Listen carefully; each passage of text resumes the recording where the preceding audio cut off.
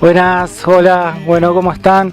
Bueno, acá dándole una nueva apertura al canal Eterna Esencia con un nuevo formato de entrevistas. Hoy tenemos un gran invitado, la verdad que estamos muy felices de que esté acá con nosotros. Alejandro Angélica, él es bailarín, él es investigador, informador, y bueno, entre tantas cosas que es Alejandro, bueno, muchos ya lo conocen, que nos trajo una información hace un tiempito. Nos encontramos con unos videos donde él nos da una claridad de cómo se está manejando todo el sistema que ya está embargado. Ahora él nos va a contar un poquitito.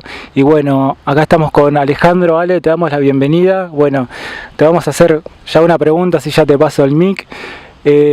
Para arrancar así, ¿qué es OPPT, Ale? ¿Qué le podés decir a los hombres y mujeres que están ahí? Bueno, Luis, mil gracias por la invitación. Y bueno, acá estamos un poco en la naturaleza ¿sí? Así que bueno, puedo decir que esta información es mucho más amplia, ¿no? OPPT es una pequeña parte de todo.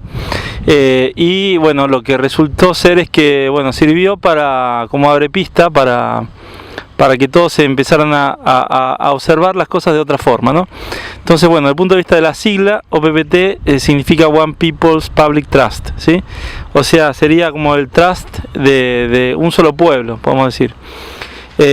¿Y por qué la figura del trust? Bueno, porque esto fue originado, digamos, en lo que podemos decir en la modalidad de actuar de la jurisdicción anglosajona. Y bueno, lo que hizo fue una acción doble, una acción que está dentro del sistema y una acción que está afuera, ¿no? La parte que está dentro del sistema, que es la que digamos se sirve para apoyar también otras acciones desde la ley natural, lo que logró hacer desde el punto de vista de iure, ¿sí? Aclaremos bien, o sea que no de facto, porque para la acción de facto requiere que cada uno de nosotros en realidad aplique los principios de ley natural, que probablemente charlaremos un poquito, ¿no? Pero bueno, lo que logró hacer fue desvelar el hecho de que los gobiernos que nosotros hasta ahora creíamos que eran, digamos, estados-nación, en realidad son empresas privadas inscriptas en un registro de empresas privadas, ¿sí? Y bueno, eso es un acuerdo entre todos los países. Y bueno, desde el momento que están actuando haciéndose pasar por estados-nación con distintos mecanismos, lo que hizo la acción de OPPT fue embargar eso, y justamente lo hizo en el 2012.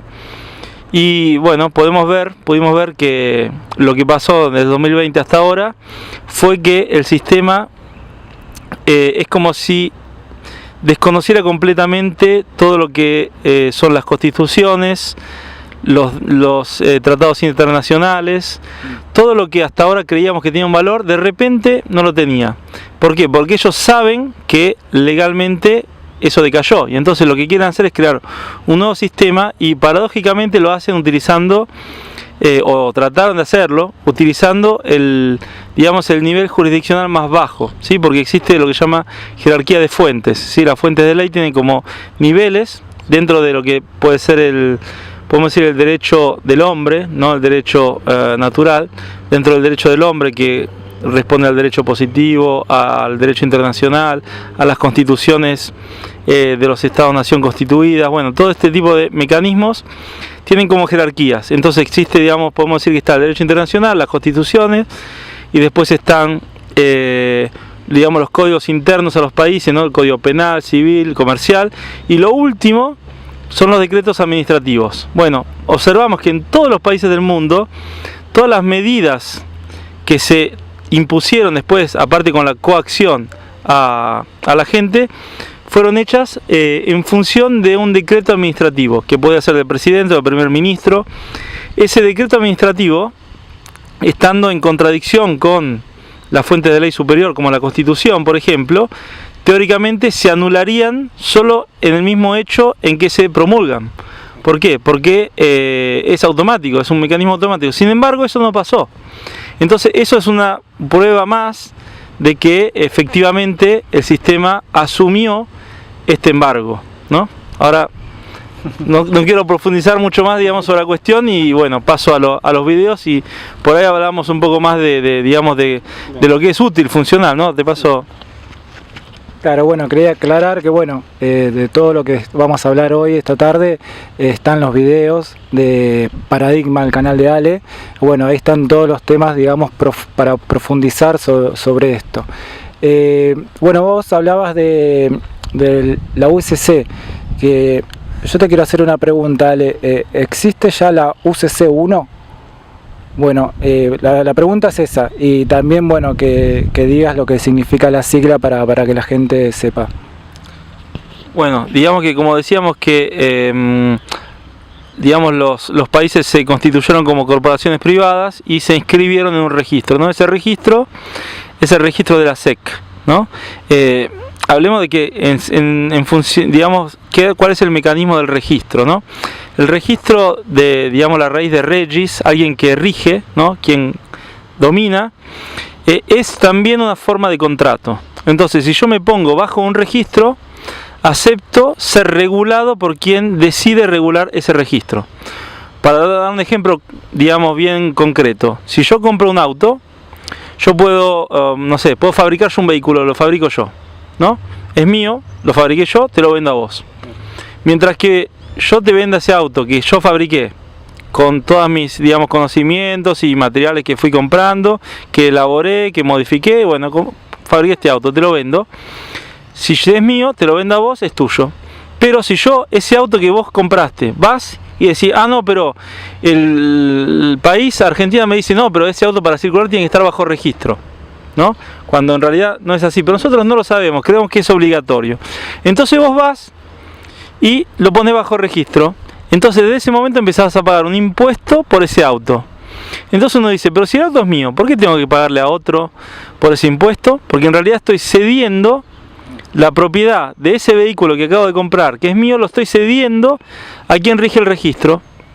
Claro. Y de la parte estoy cediendo no solo, digamos, la propiedad, sino también que estoy cediendo la jurisdicción. O sea que yo acepto que decida que, por ejemplo, en un determinado lugar, o no sé, cuando ahora está de moda la idea de que ciertas ciudades tienen mucha contaminación, entonces dicen, bueno, los números pares circulan tal día, los números impares otro día. Bueno, yo estaría también poniendo eso bajo registro, aceptando que ellos regulen cuándo puedo usar el vehículo y cuándo no. Entonces, básicamente lo que los varios países que eran Estados-naciones, ¿no? Que también hay un engaño en eso, pero bueno, vamos a ir a... Pero los Estados-naciones hicieron fue, digamos, decir, bueno, vamos a ponernos bajo el registro de la SEC, ¿sí? Entonces vamos a entrar en un estatus legal distinto, porque vamos a ser reconocidos como corporaciones privadas. Tanto es que si hoy cada uno de nosotros busca todos los órganos que son parte del gobierno, van a encontrar algo que se llama número DUNS. El número DUNS es un número que se asigna a todas las empresas privadas, ¿sí? Entonces uno busca Ministerio de Educación, Ministerio de Justicia, Ministerio de Seguridad, absolutamente todo, hasta la municipalidad de todos bueno, todas tienen un número DUNS. Eso significa que son empresas privadas y no son, digamos, entes regulados por el derecho constitucional, que digamos, al cual nosotros estamos delegando un poder decisional, ¿no? Entonces, lo que fueron haciendo fue ponerse en este registro de la SEC. 195 países, todos los países prácticamente del mundo. También está China y Rusia, también están. Aunque no están, ¿sí? Porque tienen sus empresas. No, pero ahora están también, sí, los encontramos. Así que están también, China y Rusia están. Y bueno, ¿qué pasa? Digamos, el mecanismo que regula a las empresas que están inscritas en la SEC es el UCC, Uniform Commercial Code. ¿Qué es esto? Es un código interno de comercio de Estados Unidos. ¿Y por qué lo hicieron? Lo hicieron para que, digamos, los problemas que hay entre empresas se resuelvan sin necesidad de llegar a una instancia judicial. Entonces crearon este código, es un código comercial que tiene también mucha conexión con el derecho canónico, por ejemplo, ¿sí? Que es un poco el modelo del sistema positivo, del sistema del derecho positivo. Bueno, este sistema regula en última instancia todas las corporaciones. Entonces, cada país del mundo que está inscrito bajo la SEC está bajo la regulación de este código UCC, ¿sí? Y bueno, el código UCC 1 es la versión, digamos, esto está en Washington DC, el 1 está en la City de Londres, ¿sí? Entonces es como si tuvieran dos. Siempre estuvo, lo que pasa es que ahora, como bueno, nosotros estuvimos invocando, y muchos en todo el mundo estuvieron invocando el código UCC, bueno, lo dejaron ahí suspendido y empiezan a utilizar el UCC 1, que digamos sería el mismo código prácticamente replicado, pero que tiene digamos su conexión principalmente en la City de Londres. No estamos llegando al derecho natural ahí, estamos simplemente todavía actuando dentro del sistema, ¿sí? Entonces eso es importante saberlo, porque digamos es un mecanismo para facilitar cuestiones, digamos, problemas, diatribas que puedan tener empresas privadas, exacto, llevarlo a una instancia, digamos, no judicial. Entonces, bueno, se resuelve aplicando estos códigos, ¿no?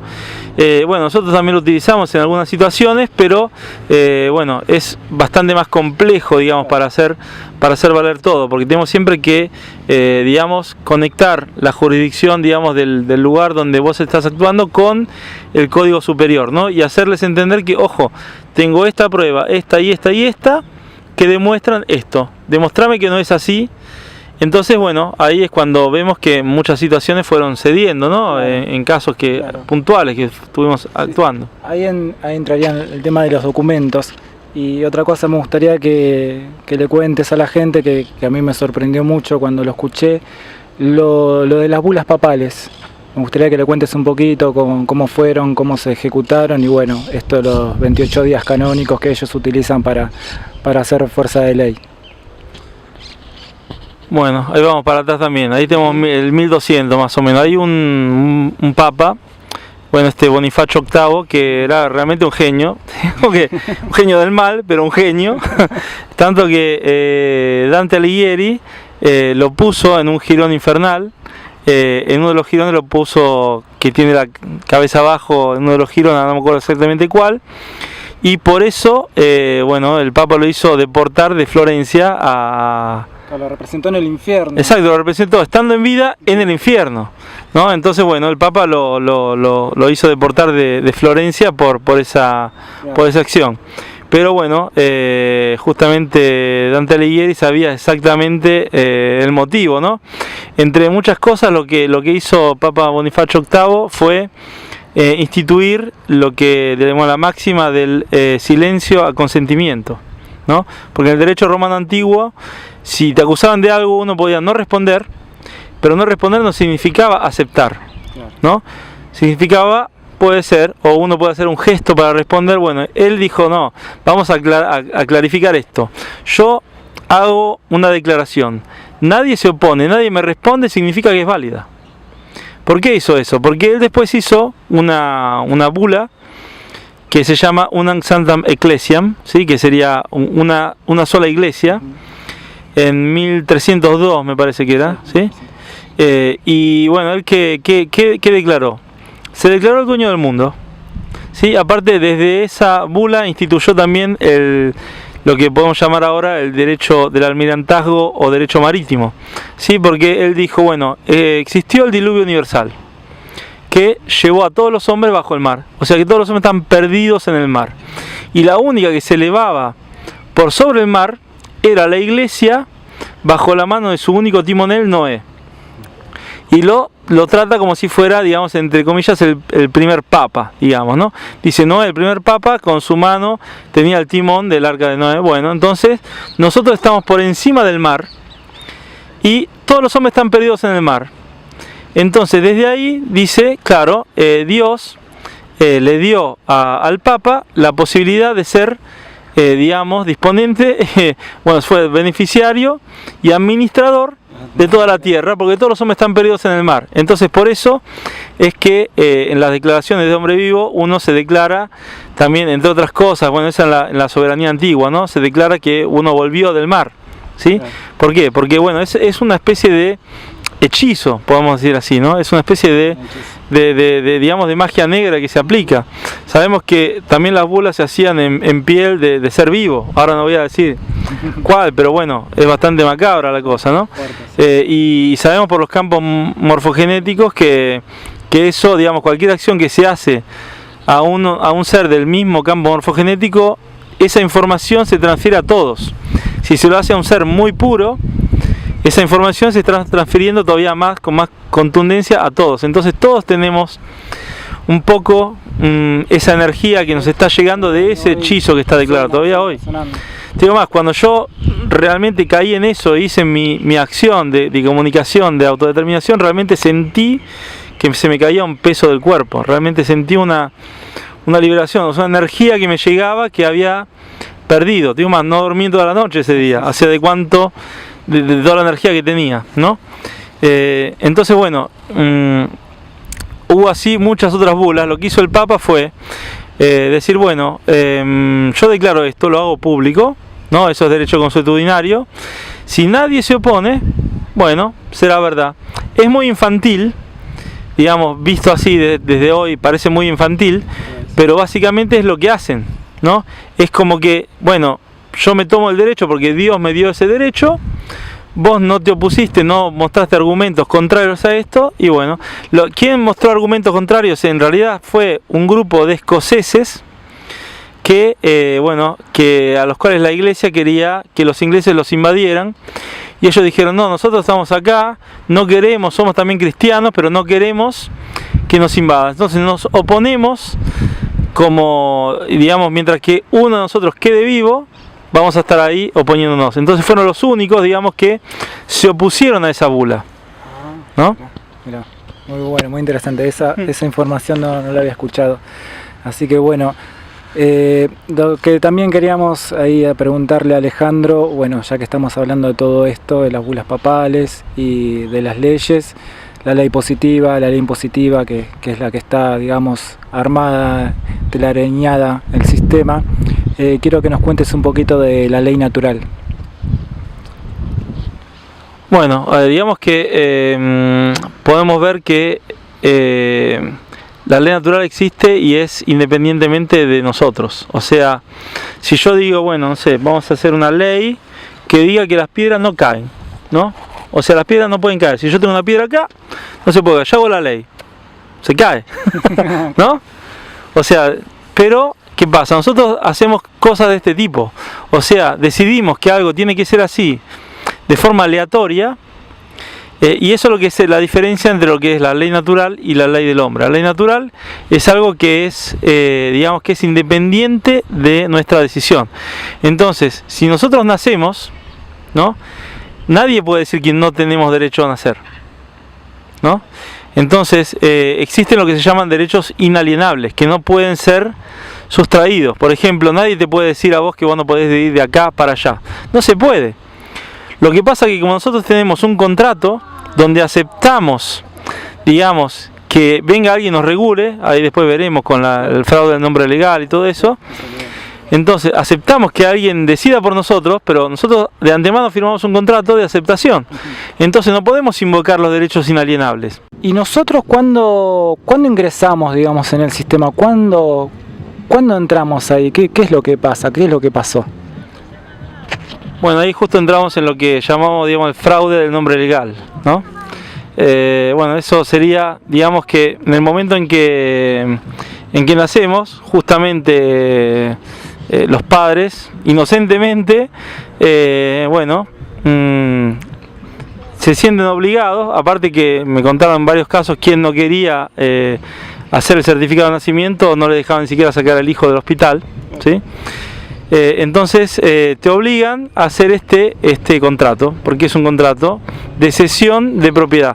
En realidad no es la propiedad real del ser vivo, Porque el certificado de nacimiento es una representación en papel del ser vivo y justamente se llama ficción jurídica, ¿sí? Se llama ficción jurídica porque es una ficción que por el mismo significado del diccionario panhispánico legal,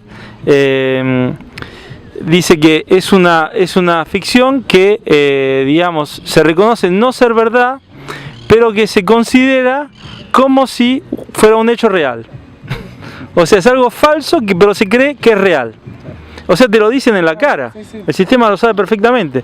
La ficción legal sí, no es el nombre, sino es como, digamos, podemos decir, la caja donde vos pones tu nombre. Entonces tenés la ficción jurídica o legal y dentro tenés el nombre legal. Ese nombre legal generalmente se inscribe en mayúsculas, ¿sí? ¿Por qué se escribe en mayúsculas? Esas mayúsculas se llaman Deminutio Capitis Maxima. Y bueno, esas digamos, esas letras mayúsculas, el derecho romano, digamos, reconocía a quien venía inscrito en letras mayúsculas como o esclavo o muerto legal, digamos, ¿no? Había tres niveles de minutio, ¿no? Mínimo, media y máxima. Bueno, esta es la máxima, o sea, lo peor. Y el pater familias, que era, digamos, el dueño del famulus. El famulus, nosotros creemos que familia, viene el Papa y dice, ¿por qué la familia cristiana? En realidad está diciendo el grupo de esclavos cristianos, ¿no? Porque familia viene de famulus. Famulus significa grupo de esclavos hambrientos. Justamente ahí tenés también la raíz de famélico, de tener hambre. En italiano hambre se dice fame, ¿no? Y la fama también está. Y la fama está ahí porque es hambre de ser conocido, ¿no? Es algo que te falta siempre, tenés hambre de algo, ¿no? Sí, sí.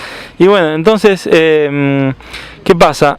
El pater familias registraba a los esclavos en mayúsculas, que eran su propiedad, ¿no? Y bueno, entonces el Estado replica ese mismo modelo y bueno, nos registra a nosotros como propiedad de ellos, entre comillas, esclavos, ¿no? Nos regula. Entonces, ¿qué pasa?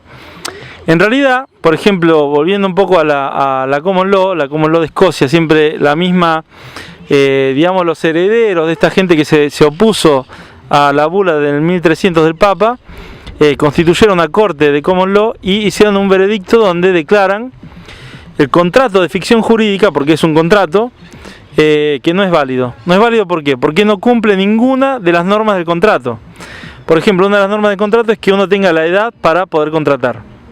Entonces, si vos recién naciste, no sabes ni hablar, no entendés nada y ya tenés un contrato a tu nombre, y no es válido. O sea, basta que uno de los elementos del contrato no sea válido para que todo el contrato decaiga, ¿no? Entonces, desde ese punto de vista, ahí depende de nosotros empezar a entender cómo hacer para, digamos, rechazar ese contrato. El problema es que después ellos persisten porque primero lo hacen firmar a tus padres, pero después vos cuando te hacen un DNI, creo que en Argentina a los 7 años, ese DNI o a los 8 se vence, entonces vos tenés que renovarlo y ahí te piden a vos que firmes, ¿no? Que aceptes ese contrato. ¿Y por qué lo hacen en 7 años? O en 8, porque digamos que por derecho marítimo, cuando alguien se pierde en el mar, digamos que no vuelve del mar, se declaran 7 años hasta que se da confirmación de que está muerto. En ese momento que se da confirmación que está muerto, se hace la ceremonia, la tumba, todo. Si la mujer estaba casada, entonces está legalmente, digamos, queda viuda, entonces legalmente se podría casar, ¿no? Bueno, entonces esto sería un poco la aplicación del derecho marítimo también ahí. Pero lo que estarían haciendo, que estarían declarando que uno está efectivamente perdido en el mar, ¿no? Porque uno, aceptando ese contrato, todo en negro, se declara muerto, ¿sí? Se declara que es verdad, sí, yo estoy muerto. Entonces sigue validando, digamos, que ellos sigan regulando a ese personaje ficticio creado en papel, sí, hasta que uno no se declara que vuelve del mar y entonces no está muerto, ¿no? Claro. Que es justamente lo que se hace cuando uno se declara hombre vivo. Y digamos se declara disponente, beneficiario y agente autorizado de la ficción jurídica. ¿Esto qué significa? Que nosotros podemos utilizar la ficción jurídica, que son todos los documentos del sistema. No es que no podemos hacerlo, solo que lo estamos haciendo con una determinada conciencia. Y lo hacemos en beneficio nuestro. Tanto es que yo ahora renové también el DNI, que hacía como 15 años que no volví a Argentina y lo tenía vencido. Y yo en digamos, la parte de firma autografié Alejandro sin perjuicio. ¿Qué significa eso? Que yo acepto... Exacto, sin perjuicio. Yo acepto todo lo que es beneficioso, pero en el momento en que uno quiera utilizar ese documento para crearme un perjuicio, bueno, yo lo rechazo. Y aparte está en el contrato. Te digo, mira, en el contrato que tenemos en común, yo te puse que no acepto el perjuicio. ¿Y por qué es importante eso también? Porque ellos no... Tenemos un contrato, pero en realidad no están declaradas las partes del contrato. No te dice, mira, vos te aceptás la ficción jurídica y yo te voy a dar esto, lo otro. No. Cada año deciden que van a hacer esto, te van a dar lo otro. Ahora quieren decidir que vos tenés que tener un paz verde para poder ir de un lugar a otro. Y eso cambia los términos del contrato. Eso no se puede hacer. O sea, los términos del contrato tienen que ser fijos. Bueno, eso invalidaría el contrato. Entonces, ¿qué pasa? Obviamente no podemos de hoy para mañana, no estamos listos de hoy para mañana a anular el sistema actual, ¿no? Y entender también, Ale, lo que es también que ellos se manejan mucho con el tema de la simbología, con el tema de las huellas, de los garabatos, o dónde ponemos esos garabatos, que los ponemos en las cruces, como que nosotros también tendríamos que aprender también un poquito de lo que es toda la simbología. Sí, digamos que en las varias, interacciones que tuve con varios así llamados letrados, ¿no? Algunos me dicen, pero yo quiero la prueba de esto y del otro. Le digo, pero mira, aquí está ahí la prueba. Me dice, pero acá no está escrito. Le digo, claro, porque vos sabes de letra, pero no sabes de símbolo. Y el sistema sabe de símbolo y se ocupó muy bien de hacer que todos sean analfabetos simbólicos, ¿no? Que nadie sepa de símbolo. Entonces, nosotros vemos que los documentos, por ejemplo el certificado de nacimiento, tienen un rectángulo alrededor y que le ponen un botón de garabato y qué lindo. En realidad ese rectángulo está a significar que es un trust, ¿sí? Es efectivamente un trust que se llama trust implícito, ¿sí? Que no está declarado, pero es un trust. Desde el punto de vista simbólico están declarando un trust. Entonces vos estás constituyendo un trust cuando creas el certificado de nacimiento. Después te ponen la cruz, te dicen, bueno, acá te crucifico acá, ¿no? Te estoy crucificando, claro, y te dicen firma acá. Y vos firmás y haces un garabato. Entonces vos estás diciendo que no sos capaz de leer, sos analfabeta, porque yo estoy haciendo un garabato, una cosa, un seño ahí que tiro, pero no estoy haciendo mi autografía, no estoy haciendo mi grafía personal. ¿Qué significa esto? Que yo sé leer y entonces estoy leyendo esto, sé que es un contrato, sé que tiene que cumplir con todos los requisitos del contrato. Hay un video específico que hablo del contrato para que digamos se pueda profundizar todo eso. Y bueno, exacto, los colores vienen del derecho canónico, obviamente siempre es del sistema, pero ¿qué pasa?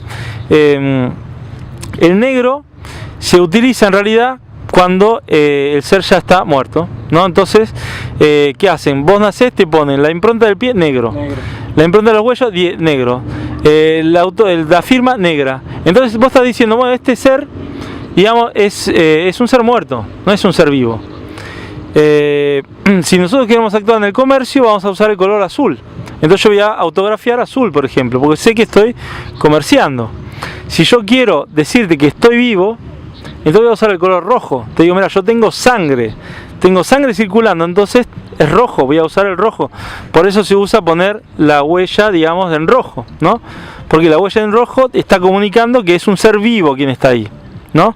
Y bueno, no es la cuestión de que, esto es una secta, entonces, no. Es el sistema que quiere eso. Es el sistema que reconoce eso. Es el sistema que aplica esto. Digo más, declararse un ser muerto es anularse a sí mismo, y el sistema hace de todo para que nosotros no sepamos quiénes somos. Sí. Hace de todo para anular nuestra verdadera identidad profunda, ¿no? Justamente la eterna esencia. Sí, totalmente. Y bueno, eso también energéticamente como nos juega en contra y también nos va como aglomerando, por ejemplo, la gente que vive en las ciudades, como que todo el tiempo es un bombardeo del sistema, todo el tiempo hay como una estimulación, no solamente visual, auditiva, sino todo el día están penetrando y nos están manteniendo ahí en un estado de como dormidos, como que no nos dejan, digamos, explotar esa esencia que tenemos como seres de este planeta. Estamos súper contentos de tenerte acá en el canal de Eterna Esencia. ¿Cuál sería el primer paso que deberíamos hacer? Bueno, ahí está, esta es la parte jodida. Digamos que lo primero antes de actuar es conocer, ¿no? Entonces podemos decir que saber es poder. Y bueno, entonces lo primero es empezar a investigar, aparte de lo que yo digo, investigar efectivamente si les resuena lo que estamos diciendo o no. No, si no te resuena, no te esfuerces, o sea, déjalo ir, no te preocupes. Por ahí dentro de 10 años te volverá a llamar. Si te resuena, bueno, de a poco, antes de actuar y de tomar la decisión, empezar a saber exactamente qué es lo que se está haciendo. ¿Por qué? Porque, digamos, el recorrido de autodeterminación y después de soberanía individual requiere conocerse a sí mismo, ¿no? Requiere saber quiénes somos. Una vez que sabemos realmente quiénes somos, podemos empezar a entender dónde estamos, ¿sí? Obviamente, solo saber quiénes somos tardaríamos 3 o 4 vidas, ¿no? Entonces, bueno, paralelamente hay que empezar a entender dónde estamos. Y bueno, entonces desde ahí empezar por ejemplo, a investigar los documentos que nosotros proponemos para que uno, digamos, declare ser hombre vivo, se declare, digamos, disociarse de la ficción jurídica, ¿no? Y bueno, todos los procesos que tenemos que están en la página Nuevo Paradigma, que es n-prdgm.com. Y bueno, desde ahí uno puede empezar a entender también el lenguaje. Por ejemplo, hay un engaño del lenguaje, como hablábamos de la palabra famulus, pero también la palabra trabajo, por ejemplo, ¿no? Que yo, digamos, lo saqué esto y ahora escucho que todo el mundo lo dice, todos lo dicen. Trabajo es tripalium, ¿no? Que era digamos que es un instrumento que usaban los romanos para torturar a los esclavos, y digamos, la idea de trabajo en sí no es tanto de tortura sino de sufrimiento, ¿no? Digamos, su significado así como etimológico, digamos, la energía de esa palabra, ¿no? Sería sufrimiento. Justamente nosotros no estamos haciendo lo que vinimos a hacer, sino que terminamos haciendo un trabajo, ¿no? Que porque mi viejo era médico, o mi viejo no fue médico, quiere que yo sea médico, o porque mi familia todos hacen esto, entonces yo tengo que tener, o qué sé yo, porque ese laburo me daría una salida económica, o me daría un estatus social, todo eso. Y fíjate vos que si hablamos de ficción jurídica, alguien que llega a tener un cierto título, antes de poner su nombre pone el título, o sea, todavía más, ¿no? Yo si soy el ingeniero tal, o el doctor tal, o sea, todavía da más valor a esa cosa externa, ¿no? Que es un título que, en definitiva, un título, no digo que uno que tiene que estar contra la universidad, pero en definitiva, no adquirir un título no significa saber realmente, ¿no? Entonces, claro, todos trabajan para obtener ese título y después ya está. Después, que sepan o que no sepan, que digamos que hagan su labor bien o no, no importa porque ya tengo el título, ¿no? Cuando en realidad tendría que ser al revés. Uno empieza a hacer algo, desarrolla eso, y después, eventualmente, cuando se siente realmente capacitado, bueno, puede decir que hace esa determinada cosa, y que aparte que no es eso, que no se ocupa de eso. Nosotros decimos, yo soy ingeniero. O si sos ingeniero, entonces vos naciste que eras ingeniero. Ya, o sea, tu identidad es ser ingeniero. Y justamente, ¿qué pasa? Después de todo un determinado tiempo que la gente se asocia a su trabajo, ¿no? Se jubilan y después se mueren. ¿Por qué? Porque no tienen un fin en la vida, porque su identidad es ser esa determinada cosa, ¿no? Sí. Y en realidad no vinimos a hacer eso. Vinimos con una determinada misión, cada uno con la suya, y estoy seguro que cada uno encontraría su verdadera vocación y ubicación, y no habría competencia con nadie, porque cada uno sería único en lo que hace. Claro. Entonces ahí es donde, digamos, tenemos que lograr entender quiénes somos, ¿no? Realmente. Y bueno, este recorrido, este proceso nos lleva a eso. Entonces lo primero que hay que hacer es saber quiénes somos, ¿no? Una vez hecho eso, podemos empezar a comunicarlo al exterior, hacerlo público, declararlo. ¿Y por qué se declara? ¿Por qué declaro esto? Porque mientras que nosotros no declaremos esto, el sistema tiene un contrato con nosotros que cree ser válido. Entonces, nosotros en este momento no tenemos problemas con el sistema. Es el mejor momento para declararse ser vivo y declarar que ese contrato, digamos, sabemos de qué se trata y sabemos que es fraudulento, sabemos que es un engaño, sabemos que está embargado, sabemos un montón de cosas. Bueno, entonces el mejor momento, ¿por qué? En el momento en que tengamos alguna cuestión, y ya tuvimos casos de gente que tuvo situaciones, y donde le decían, ¿y usted a quién le comunicó todo esto? A todos. Y acá está la fecha en que yo hice la comunicación es pública, es válida, nadie lo refutó, significa que es válida, aplicamos el principio de, digamos, silencio a consentimiento. Bueno, eso sería el paso siguiente, digamos, ¿no? Y después desde ahí, empezar a entender dónde estamos. Y dónde estamos significa que si a nosotros trataron de aglomerarnos en ciudades, es porque el sistema sabe perfectamente que tiene que crear un ambiente artificial para ser el propietario de ese ambiente, para poder regularlo. Porque si vos estás en el ambiente natural, por ejemplo, por decir así, el ciudadano es considerado una ficción jurídica, ¿no? Siempre un elemento regulado por el sistema. El campesino no está regulado por el sistema, no está dentro del marco legal de la ficción jurídica, no.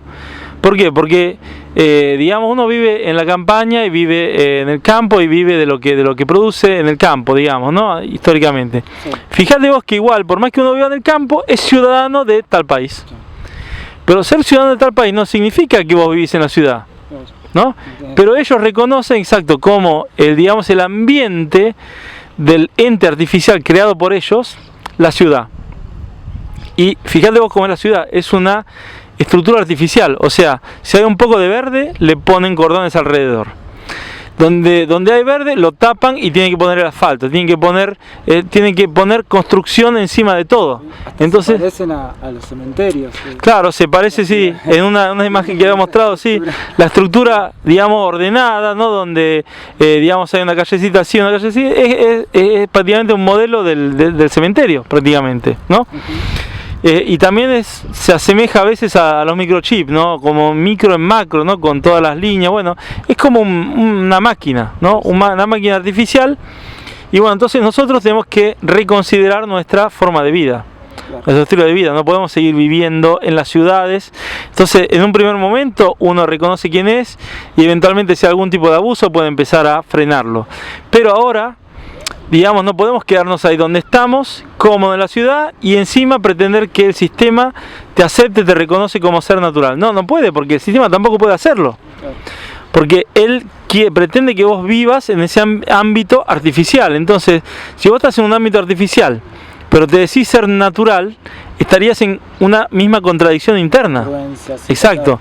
Y digamos, el hombre vivo es absolutamente congruente en lo que dice y lo que hace, ¿no?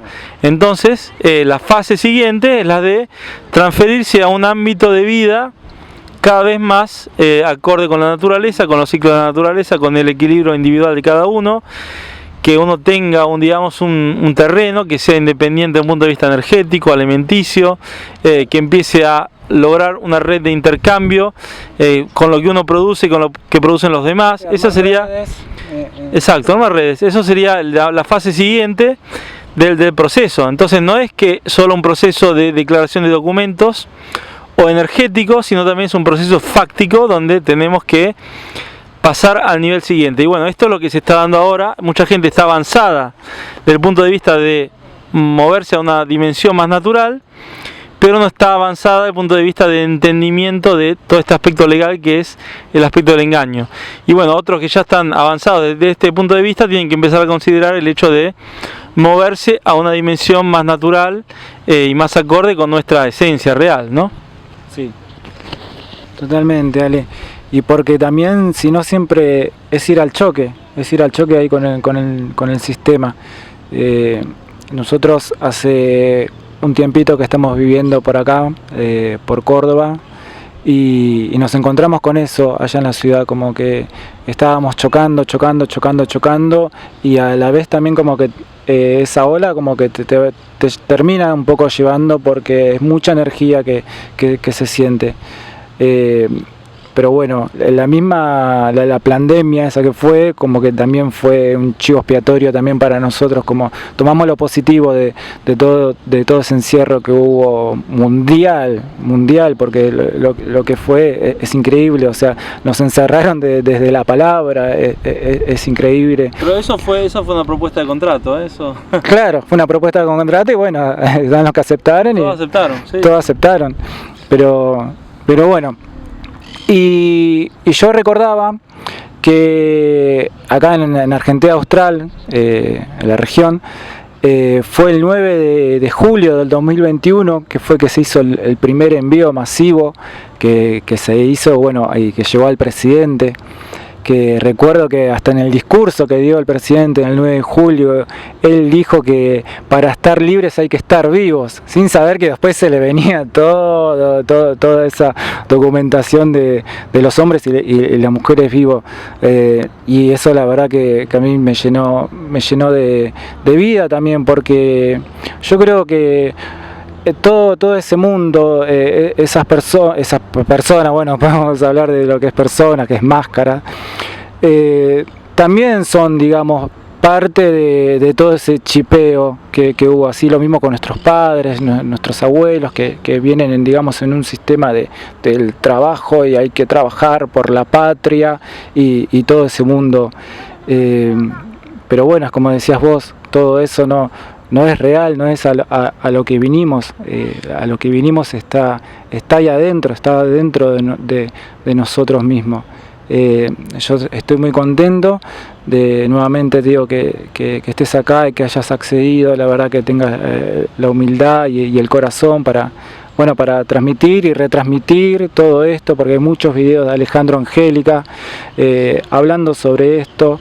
La verdad está haciendo una actividad hermosa con todo con ese conocimiento que él tiene, y bueno, que también está alentando para que cada hombre, cada mujer investiguemos sobre esto, internalicemos, porque no solamente es un conocimiento intelectual, sino es un conocimiento también espiritual, energético, sacar todas esas máscaras, todas esas cáscaras que el sistema no fue inculcando, sacando también de no ponernos en víctimas, sino de ser congruentes con la vida, con la naturaleza, lo que vinimos, que dejemos de hacernos tanto mal entre todos y entre todas nosotros. Porque nada, hay un buen cambio, hay un gran cambio, se vienen nuevas cosas, el sistema ya no sabe más qué hacer, que el sistema todos saben que está manejado por unas pocas familias, pero bueno, más adelante o en otro video profundizaremos sobre eso también, de cómo se el teje y maneje. Ale, estoy súper agradecido, estamos súper agradecidos por tenerte acá. Quiero saber cómo estás vos, qué es lo que pasa en tus días, y que también, viste, no que todo el tiempo sea que vos estés ahí dando, también tiene que haber como un equilibrio también, porque viste, el tanto dar también genera a veces un desequilibrio, y bueno, me parece que está bueno también preguntarte, Ale, vos cómo estás. Bueno, estoy bien, me quedé con lo que estamos hablando de cuando encerraron a todos, ¿no? Fíjate vos que en realidad ellos siempre actúan, entre comillas, en honor. Porque ¿qué hicieron? Te dijeron, mira, yo te doy el tiempo, paro el mundo y vos mirá para adentro. Y te dijeron, mira, mejor quédate encerrado en tu casa y mirá para adentro. La gente que hizo, apenas lo encerraron, se desesperaron todos por salir, ¿no? En vez de frenar y decir, bueno, todo está parado, perfecto, miro para adentro. Entonces después, cuando empiezan a salir con todo el ataque, no pueden decir que ellos nos dieron el tiempo para que vos asimilaras, entendieras, investigaras. Te dirás, bueno, en vez de investigar te pusiste a ver Netflix. En vez de entender si vos tenías miedo de morir o no, porque si algo que aparentemente te hace morir, bueno, si vos no tenés resuelto que todos vamos a morir, y bueno, eso ya es grave. O sea, sí, claro, no importa la edad. Importa que uno entienda que tarde o temprano todos vamos a pasar por ahí. Entonces, si todavía tenés miedo de morir, y bueno, hacete la pregunta, y yo te estoy dando el tiempo para que vos interiorices y digas, uy, hay algo que me puede matar, ¿tengo miedo de realmente? No.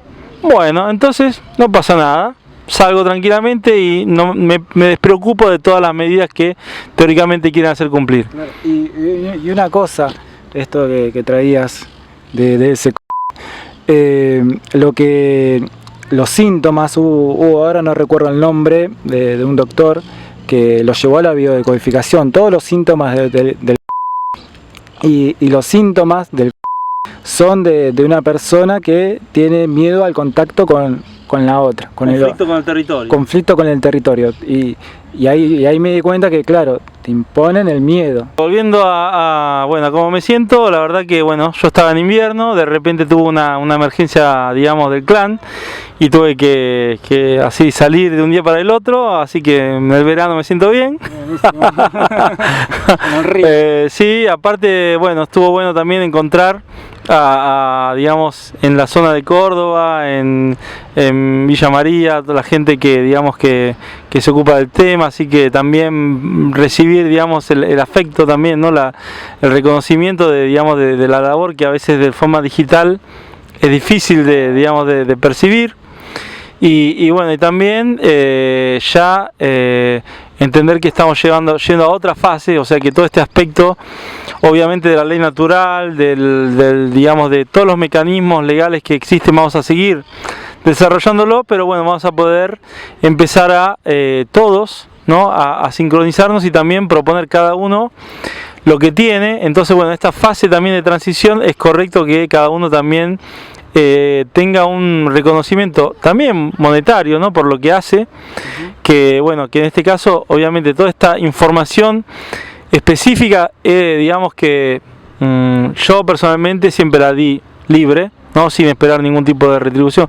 Obviamente si vos me decís, yo tengo un caso mío personal y quiero que vos me ayudes, bueno, le digo, está bien, yo me voy a ocupar tiempo en tu caso, bueno, doname algo por el tiempo que estoy dedicando, pero es distinto. No estamos hablando de la difusión de la información que es clave para todos y que yo la doy porque en realidad también me sirve a mí, porque más gente aplica esto, más gente lo entiende, más digamos, yo también voy a estar beneficiado de que todos salgamos de este estado y que salgamos también de esta forma de vida, ¿no? Competitiva, deshumanizante, digamos, artificial, ¿no? Que tampoco hay que, digamos, despotricar contra la tecnología o contra, digamos, la artificialidad, ¿no? Porque si vamos a eso, el lenguaje es un constructo artificial. Claro. El mismo lenguaje es una creación artificial y no es ni siquiera material, ¿no? Escribir también es material. Claro. Entonces, bueno, todo esto también es parte nuestra, tenemos que integrarlo en forma equilibrada. No tiene que ser superior a nosotros, ¿no? Como están tratando de llevar con el transhumanismo y toda la inteligencia artificial y todo esto, ¿no? Que, bueno, es ahí donde tenemos que encontrar un equilibrio y entender qué es lo que es útil, cuáles son nuestras verdaderas necesidades, equilibrar nuestras necesidades y llevarnos a un estado de vida, a un estilo de vida distinto. Así que, bueno, eso sería la reflexión final, digamos, ¿no? Reconsiderar nuestro estilo de vida y nuestras necesidades. Así bueno, mil gracias. Creo que estamos terminando el tiempo de grabación, ¿no? Bueno, gracias Ale, muchísimas gracias. Gracias a las chicas ahí que nos estuvieron colaborando con la filmación y mateando. Así que bueno, te doy un abrazo, un beso simbólico. Gracias. Y bueno, eterna esencia.